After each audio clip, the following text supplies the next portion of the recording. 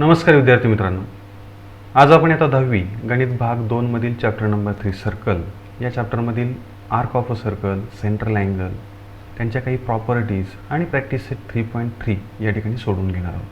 विद्यार्थी मित्रांनो, या चॅनलला नक्की सबस्क्राईब करा, म्हणजे तुम्हाला या पाठीमागे या चॅनलवरती अपलोड झालेले सर्व व्हिडिओज पाहायला मिळतील. त्यानंतर यापुढे अपलोड होणारे सर्व व्हिडिओंचे नोटिफिकेशन आपल्याला मिळत राहतील. चला तर मग सुरुवात करूयात. सर्कल या चॅप्टरमधील छोटासा आणि महत्त्वाचा मुद्दा arc of a circle. Arc of a circle ही संकल्पना समजावून घेण्यासाठी विद्यार्थी मित्रांनो आपण एक या ठिकाणी फिगर घेणार आहोत. ती फिगर या ठिकाणी दिसते. ओ सेंटर असलेलं एक सर्कल आपल्याला आकृतीमध्ये दिसते. L is a secant of circle with centre O which intersect the circle at two distinct point A and B. म्हणजे जर समजा वर्तुळाच्या प्रतलातील एखादी रेषा वर्तुळाला दोन भिन्न बिंदूंमध्ये छेदत असेल तर त्या रेषेला त्या वर्तुळाची छेदिका किंवा वृत्तछेदिका असं म्हटलं जातं. That means it is a secant. आता जर एखादी वृत्तछेदिका किंवा सिकँट वर्तुळाला दोन भिन्न बिंदूंमध्ये छेदत असेल तर त्या वर्तुळाचे दोन भाग होतात. त्या दोन भागांना मराठीमध्ये वर्तुळकंस किंवा इंग्रजीमध्ये आर्क ऑफ अ सर्कल असं म्हटलं जातं. वर्तुळकंस हा वर्तुळाचाच एक भाग असतो. A secant divides a circle in two parts. Each part together with the points common to the circle is called arc, and arc is a part of a circle. म्हणजे वृत्तछेदिकेनं त्या वर्तुळाला ज्या दोन भिन्न बिंदूंमध्ये छेदलेला आहे त्या बिंदूंसह परिघाचा जो भाग आहे यांचा जो संयोग संच तयार होईल त्याला त्या वर्तुळाचा कंस असं म्हटलं जातं. या आकृतीमध्ये in the figure, secant L intersects the circle at point A and B. Arc AXB and arc AYB. These are the two arcs formed due to the secant L. म्हणजे वृत्तछेदिका L मुळे वर्तुळकंस AXB आणि वर्तुळकंस AYB यांची निर्मिती झालेली आहे. आता यांच्या बाबतीमध्ये दोन प्रकार आपल्याला पाहिजेत. पहिला प्रकार आहे विशाल वर्तुळकंस आणि दुसरा प्रकार आहे लघु वर्तुळकंस, ज्याला इंग्रजीमध्ये मायनर आर्क आणि मेजर आर्क असं म्हटलं जातं.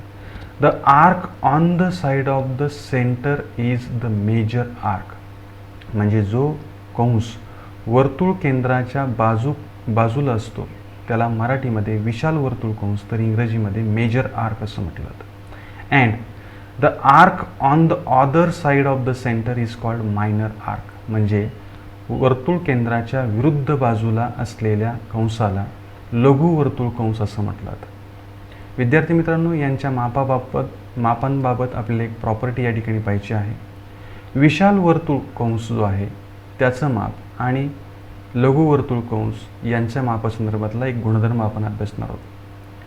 वर्तुळाचं पूर्ण अंशात्मक माप हे 360 अंश असतं, तर विशाल वर्तुळ कंसाचं माप हे 180 अंशापेक्षा जास्त, तर लघु वर्तुळ कंसाचं माप हे 180 पेक्षा कमी असतं. म्हणजे in the figure arc AXB it is minor arc, arc AYB it is a major arc. Measure of minor arc is less than 180 degree. म्हणजे लघु वर्तुळ कंसाचं माप हे 180 पेक्षा कमी असतं, तर measure of major arc is more than 180 degree. म्हणजे विशाल वर्तुळ कंसाचं माप हे 180 अंशापेक्षा जास्त असतं. विद्यार्थी मित्रांनो, जर एखादी वृत्तछेदिका ही त्या वर्तुळाच्या केंद्रातून जात असेल तर त्या वर्तुळाचे समान दोन भाग होतील. मग त्या प्रत्येक भागाला वर्तुळ कंस तर म्हणणार आहोतच, पण ते दोन भाग समान असल्यामुळे त्यांना आपण मराठीमध्ये अर्धवर्तुळ तर इंग्रजीमध्ये सेमी सर्कल असं म्हणणार आहोत. If secant passes through the centre each arc so form is a semicircle. म्हणजे वृत्तछेदिका ही वर्तुळाच्या केंद्रातून जात असेल तर तयार होणारे कंस हे अर्धवर्तुळ असतात.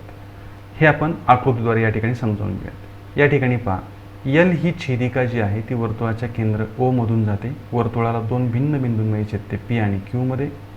तयार झालेले दोन कंस आहेत आर्क PRQ आणि आर्क PSQ. हे दोनही समान असतील म्हणून यांना आपण इंग्रजीमध्ये सेमी सर्कल किंवा मराठीमध्ये अर्धवर्तुळ असं म्हणणार आहोत. If the circle if the in the figure line L passes through the center O intersecting the circle at points P and Q.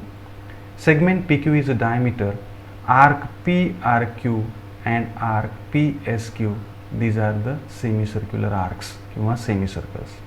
Now measure of semicircle is always 180 degree. म्हणजे अर्धवर्तुळाचं अंशात्मक माप हे 180 अंश असतं. त्यानंतर पुढचा मुद्दा आहे विद्यार्थी मित्रांनो सेंट्रल अँगल, ज्याला मराठीमध्ये केंद्रीय कोन असं म्हटलं जातं. समजा ओ सेंटर असलेलं हे जर वर्तुळ असेल आणि या ठिकाणी एक अँगल आहे, अँगल POQ. याचा व्हर्टेक्स म्हणजे जर वर्तुळाचा सेंटर असेल, म्हणजे कुठल्याही कोणाचा शिरोबिंदू हा जर वर्तुळाचा केंद्रबिंदू असेल तर त्याला मराठीमध्ये केंद्रीय कोन आणि इंग्रजीमध्ये सेंट्रल अँगल असं म्हटलं जातं. या ठिकाणी आपल्याला आकृतीमध्ये POQ हा जो कोन आहे त्याचा व्हर्टेक्स O हा त्या वर्तुळाचा सेंटर असल्यामुळे angle POQ is a central angle. Angle in the plane of the circle with its vertex at the center is called as central angle. Now, in figure, angle POQ is a central angle. आता ज्या पद्धतीनं एखादी वृत्तछेदिका वर्तुळाचे दोन कंसांमध्ये विभाजन करते त्याच पद्धतीनं सेंट्रल अँगलसुद्धा वर्तुळाचं दोन कंसांमध्ये विभाजन करतो. Like a secant, a central angle also divides the circles into two parts. या ठिकाणी दोन पार्ट तयार झालेले आहेत. पहिला पार्ट आहे arc PXQ and second arc is arc PYQ. म्हणजे या सेंट्रल अँगलमुळं हे जे सर्कल आहे हे सर्कल दोन भागांमध्ये विभागले गेलेलं आहे, arc PXQ and arc PYQ. Now here इथे एक प्रॉपर्टी महत्त्वाची आहे. Arc PXQ is a corresponding minor arc of angle POQ. It is a central angle. Therefore, measure of angle POQ is equal to measure of arc PXQ. म्हणजे या केंद्रीय कोनाचं माप आणि त्याच्या संगत लघुकंसाचं माप हे दोनही माप समान असतात. हा अत्यंत महत्त्वाचा गुणधर्म आहे जो आपल्याला उदाहरणे सोडवताना वापरायचा आहे. त्यानंतर या पूर्वीच्या एका व्हिडिओमध्ये आपण एक थिअरम प्रूव्ह करून घेतलेला आहे आणि तो थिअरम आहे, जर दोन जीवा एकरूप असतील तर त्या जीवांशी संगत असलेले कंसही एकरूप असतात, किंवा जर दोन कंस एकरूप असतील तर त्यांच्या संगत जीवाही एकरूप असतात. हा एक थिअरम आणि आत्ता आपण पाहिलेले जे मुद्दे आहेत यांच्यावरती आधारित आपल्याला प्रॅक्टिस सेट 3.3 मधील फक्त 3 उदाहरणे आहेत ती सोडून घ्यायची आहेत. त्यातून पहिले example, in the figure points G, D, E, F are concyclic points. म्हणजे बिंदू G, D, E, F हे चक्रीय बिंदू आहेत, म्हणजे ते एकाच वर्तुळावरती आहेत. Of a circle with centre C, म्हणजे C केंद्र असलेल्या वर्तुळावरती हे 4 बिंदू आहेत. If angle ECF angle ECF is equal to 70 degree, measure arc DGF it is 200 degree, then find measure arc DE and arc DEF. विद्यार्थी मित्रांनो आपल्याला ECF हा एक सेंट्रल अँगल दिलेला आहे. त्यानंतर measure arc DGF it is given, it is 200 degree. We want to find the measure of arc DE and measure of arc DEF. अतिशय सोपं उदाहरण आहे. यामध्ये पाठीमागच्या काही मुद्द्यांचा आपण विचार करणार आहोत. Measure arc EF is equal to measure of angle ECF. म्हणजे हा जो कंस आहे या कंसाचं माप या केंद्रीय कोना इतकं असणार आहे आणि आपल्याला माहिती आहे केंद्रीय कोनाचं माप म्हणजेच अँगल ECFचं माप आपल्याला 70 अंश दिलेलं आहे. म्हणून या ठिकाणी आपल्याला असं म्हणता येईल angle ECF is equal to 70 degree, it is given. Therefore measure arc EF is equal to 70 degree, म्हणजे हा 70 डिग्री असणार आहे. आता विद्यार्थी मित्रांनो DE या कंसाचं माप शोधण्यासाठी आपल्याला पूर्ण वर्तुळाचं अंशात्मक माप जे आहे ते माहिती आहे. त्यावरून एक विधान आपण या ठिकाणी करणार आहोत.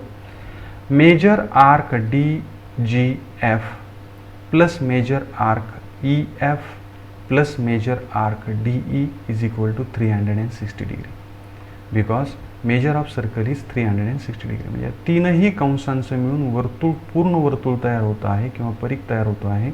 म्हणून या तिघांच्याही मापांची बेरीज ही 360 अंश असेल. डी जी एफ या कंसाचं माप 200 अंश आहे, तर ई एफ या कंसाचं माप 70 अंश आहे. त्या किमती आपण या ठिकाणी घालूयात. Therefore we get 200 degree plus 70 degree plus measure arc D E is equal to 360 degree. या दोहोंची आपण या ठिकाणी ॲडिशन करूया. 270 degree plus measure arc D E is equal to 360 degree. That means measure arc D E is equal to 360 minus 270. That means measure arc D E is equal to 90 degree. म्हणजे हा जो कंस आहे D E याचं measurement हे 90 degree असणार आहे. आता आपल्याला डी ई एफ या पूर्ण कंसाचं माप शोधायचं आहे. या ठिकाणी आपण postulate of addition of two measure of two arcs हा गुणधर्म या ठिकाणी वापरणार आहोत. Therefore we can write measure arc D E F. D E F म्हणजे डी ई आणि ई एफ या दोन कंसांच्या मापांची बेरीज असणार आहे. Measure arc D E plus measure arc E F. We know the measures of arc DE and EF. Measure of arc DE is 90 degree plus measure of EF is 70 degree. That means measure of DEF is equal to 90 plus 70. That means 160 degree. हे याचं उत्तर आहे. अतिशय साधा आणि सोपं example. त्यानंतर second example याच पद्धतीने आहे. In the figure triangle QRS is an equilateral triangle. म्हणजे QRS जो आहे हा त्रिकोण समभुज त्रिकोण आहे. एवढीच माहिती आपल्याला दिली आहे. Then prove that arc RS, here is the arc RS, then arc QS and arc QR, this 3 arcs are congruent arcs. म्हणजे या तीनही कंसांची मापं समान किंवा ते एकरूप आहे ते आपल्याला दाखवायचं आहे. दुसरी बाब measure arc QRS is equal to 240 degree हे आपल्याला दाखवायचं आहे. विद्यार्थी मित्रांनो, इक्विलॅटरल ट्रायंगलच्या प्रॉपर्टीपासून आपण सुरुवात करणार आहोत. Solution. Triangle QRS is an equilateral triangle. It is given. Therefore we can say that all three sides of this triangle are congruent. That means segment RS is congruent with segment QS is congruent with segment QR. These three sides are congruent sides because these are the sides of equilateral triangles. Now arcs of the same circle are equal if the related chords are congruent. This is a theorem. हा theorem आपण पाठीमागच्या व्हिडिओमध्ये अभ्यासलेला आहे. जर जीवा एकरूप असतील तर त्या जीवांशी संगत असलेले कंस जे आहेत, आर्क्स जे आहेत, त्याही कॉन्ग्रुएंट असतात. या थिअरमचा उपयोग करून आपण या ठिकाणी असं म्हणू शकतो, therefore arc RS is congruent with arc QS is congruent with arc QR. This is proved. म्हणजे हे आपलं साध्य सिद्ध झालं. त्यानंतर जर ह्या तीनही आर्क सेम असतील तर आता या तिघांची माप आपण काहीतरी चलस्वरूपामध्ये मानून घेऊयात. Let measure arc RS is equal to measure arc QS is equal to measure arc QR is equal to x degree. या प्रत्येकाचं माप आपण x मानलं. आता या तिघांच्याही मापांची बेरीज 360 अंश असणार आहे. Measure arc RS plus measure arc QS plus measure arc QR is equal to 360 degree because measure of circle is 360 degree. Measure of each arc is assumed as x. Therefore we can write x plus x is equal to 360 degree. That means 3x is equal to 360 degree. That means x is equal to 360 upon 3. That means x is equal to 120 degree. That means measure of each arc is 120 degree. That means measure arc RS is equal to measure arc QS is equal to measure arc QR is equal to 180 degree. म्हणजे प्रत्येक कंसाचं माप हे 120 अंश आलेलं आहे. आता आपल्याला QRS या कंसाचं माप शोधायचं आहे. मग त्यासाठी आपल्याला QR आणि RS या दोन कंसांच्या मापांची बेरीज करावी लागेल. म्हणजे measure arc QRS is equal to measure arc QR plus measure arc RS. That means measure arc QRS is equal to 120 plus 120 degree. That means measure arc QRS is equal to 240 degree. म्हणजे QRS या कंसाचं माप 240 अंश आलेलं आहे. Next and last example.